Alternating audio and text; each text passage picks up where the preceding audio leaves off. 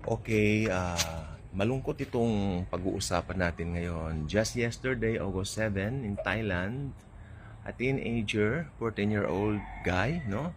He ended his own life. But prior to that, his two grandparents were found deceased also, and five additional staffs from his school, kung ano man yung school niya, patay din. Then after that, shot himself to death also. 14-year-old. I mean, wow, it's something like ano, nakakashock po yung balita nung nabasa ko po kahapon. Lumalala, dumadami. Kaya dito po sa lugar po namin sa mga schools, yung pinanggalingan kong school, no? At sinabi sa amin na kada papapasukin yung mga bata, yung mga estudyante, chine-check talaga mga bags. Dahil I don't know what kind of generation is this. Ano nangyayari sa mga bata ngayon? Medyo iba po sila. Sabi nung nakausap ko, teorya lang po niya, may kinalaman daw yung effect ng technology dito sa isipan ng mga kabataang ito dahil sila po yung babad sa mga games, sa mga laro na mga brutal kung totoosin. Yan po ang conclusion. And yes, at ito po naman po ay nakahula po sa Biblia. At ito po ay talaga po namang bagay na sinasang-ayunan po ng Bible na hindi po natin mapapasobalian. So malungkot lang po talaga, sunod-sunod po Ang dami pong ganyan. Dito sa atin, wag tayong lalayo. Merong dalawang estudyante ng bugbog ng teacher. Tapos isang 19-year-old, yung binugbog din niya namatay. No? Tapos, idagdag mo pa dyan yung dating, yung nakaraang buwan na shooting, na ganyan din ang halos senaryo. Di po ba? Na ikinamatay ng isang kabataan din. 15 anyos.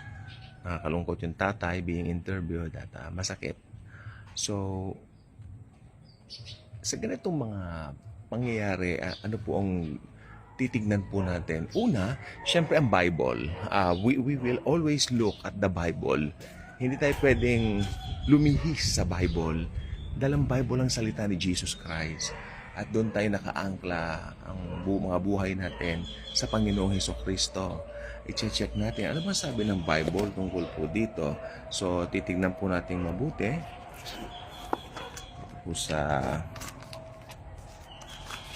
Okay, wait po. Ayan yan. Ayan po. Basahin natin ang Bible. 2 Timothy chapter 3, umpisahan natin sa verse 2. For men will be lovers of themselves, lovers of money, boasters, proud, blasphemers, marami po yan, disobedient to parents, unthankful, unholy. Tingnan niyo po itong 3. Unloving, unforgiving. Yang salitang unloving, it's very alarming.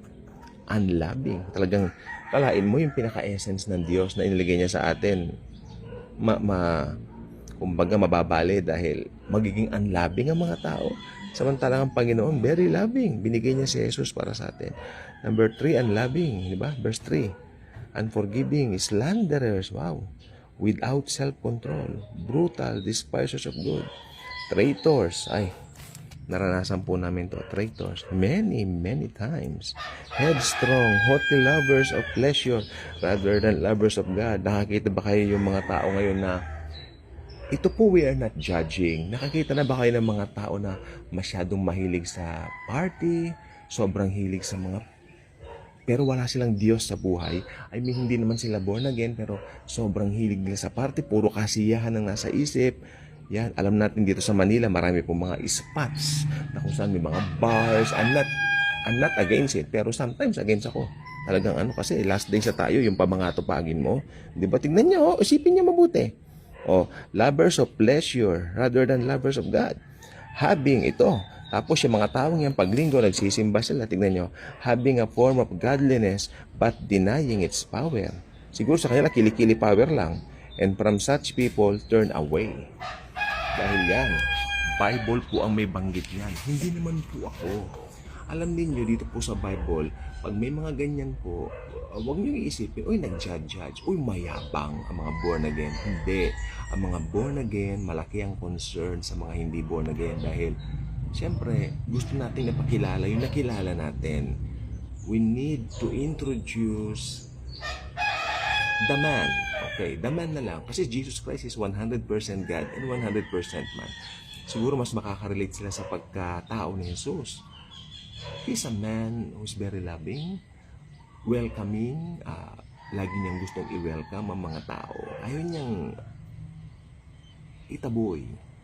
In fact, sa Bible, wala kang makikitang lumapit kay Jesus tapos itinaboy niya. Hey, I'm busy. Go back later. Come back later.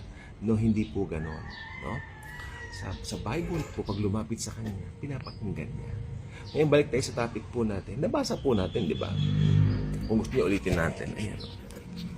Verse 3, unloving, unforgiving. Alam niyo, ang kapatid ko po, nag-CR sa isang banyo dito po sa New York City. May trabaho sila doon at doon sila pinadala ng ilang days. Okay. Actually, taga New York po siya, pero merong isang lugar doon, hindi ko nababanggitin kasi sikat po yung lugar na yon. Doon sila ipinadala ng work nila para sa isang seminar. And syempre, nag-unwind sila nung kaibigan niya. 2 puti, 1 itim, no? Markada niya. All are good people, no? Yung isang puti ron Christian din, born again. Alam nyo, nag-CR silang 2 ng babaeng yon, yung kaibigan niyang puti.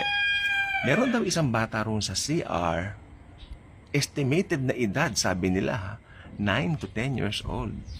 Tinignan daw silang 2 na parang kakainin sila ng buhay. Oh. Yung puti nag-react doon sa bata. Why are you staring at us like that as if you're going to eat us? Sabi ng kapatid ko, hey, don't mind her. Pero nung paglabas nila, pinag-uusapan nila nung kaibigan niyang puti na bakit ganun yung behavior ng mga tao. Then syempre, both of them Christians, alam naman nila yung behavior ng tao sa huling panahon. Napakabata naman daw kung ganun lang kabata. Makinig po ang puti. Ito sabi ng puting kaibigan ng kapatid ko.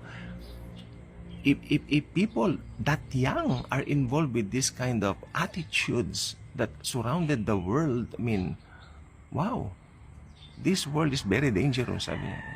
Nangyayari na po ngayon. That happened 2019, o ano na po ngayon, 2026. Tama po siya. Nasa Bible naman kasi. Hindi po ba? Kaya itong nangyaring incident dito sa Thailand, I don't know kung Kristiyano yung mga tao dyan. Na-introduce ba kay Jesus ang mga tao dyan? Baka sabihin na naman, nagmamagaling na naman ang mga Kristiyano. No. Si Jesus is a must. M-U-S-T. He is a must na makilala ng mundo. Actually, wala akong pakialam kung anong religion mo, kung ano yung pinopromote mong religion, kinalakihan mo o kinakapanganakan mo bang religion. Wala akong pakialam dyan. Ang pinopromote ko dito ay Savior ng mundo. Ang person ni Jesucristo na makilala ng tao. Dahil si Jesus lang makakapagpabago sa tao. Hindi ang religion mo. Hindi ang religion mo. Hindi ang kinalakhan mo, kinakapanganakan mo pa, whatever, balak mo kamatayan na rin. How dare you na ganyan ang isip mo? Mapupunta ka ng impyerno pag ganyan. The Lord Jesus came not to establish any religion or any institution or any organization. He came to die for our sins. Para patawarin lahat ng kasalanan ng mga mananampalataya sa at yan ang tanging passes to eternal life at sa rapture. Ngayon, tanungin niyo ako, itong mga verses na ito na nakita po natin dyan, yan po ay nagpapatunay na malapit na ang second coming of the Lord Jesus Christ. Kung malapit na ang second coming, di hamak, mas malapit na po ang rapture of the church.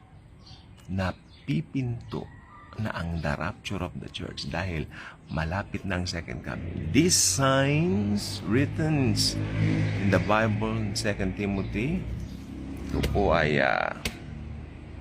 nagpapakita second coming is near. Pero kung isipin niyo mabuti, kung malapit na ang second coming, di ba mas mauuna ang rapture ng 7 years before? So, mas malapit na rin ang rapture. So, until the rapture of the church, kita-kits po tayo doon. God bless.